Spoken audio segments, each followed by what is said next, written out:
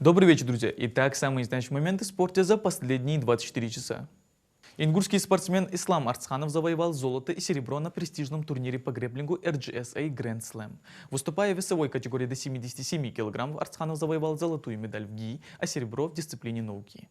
Турнир собрал сильнейших спортсменов разных весовых категорий. Ислам продемонстрировал стойкость и отличную технику, что позволило ему одержать победу в обоих видах. Соревнования проходили в Краснодаре по дворце спорта «Олимп». Воспитанники детско-юношеской спортивной школы сельского поселения Далаково стали победителями и призерами первенства СКФУ по боксу среди юношей от 15 до 16 лет. Эльберт Джанхотов завоевал золото в весовой категории до 60 кг, а Абу Муслим Цачоев стал вторым, выступая в весе 63 кг.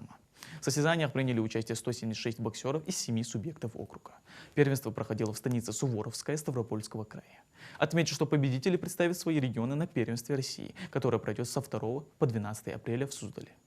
А теперь перейдем к футболу. Ингушский футболист Абдурахман Ахильков переходит в футбольный клуб Матч ТВ, выступающий в медиалиге. В ближайшее время 26-летний полузащитник подпишет со своим новым клубом контракт. Абдурахман с февраля месяца находится в расположении команды и сыграл за новый коллектив в паре контрольных матчей. Игрок имеет опыт выступления в медиалиге. С сентября по ноябрь он сыграл за лидера медийного футбола Амкал и выиграл с ним кубок медийной лиги. За свою профессиональную карьеру Абдурахман поиграл за Ангушт, Молодежку Ахмата, Знамя труда из Орехово-Зуева, Калугу и Велес. Пожелаем удачи нашему земляку в новой команде.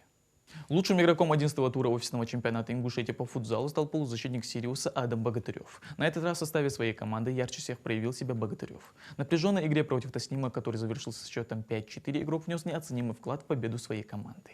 Адам отличился одним забитым мячом, но больше всего он проявил себя как ассистент. Хавбек отдал 2 ключевые передачи, которые завершились забитыми голами. Отмечу, что Сириус отлично проводит второй круг и комфортно чувствует себя на 4-й позиции, позволяющей выйти в плей-офф чемпионата. Поздравляем Адама с отличной игрой и заслуженной наградой. Это были все спортивные новости на сегодня. Спасибо за внимание.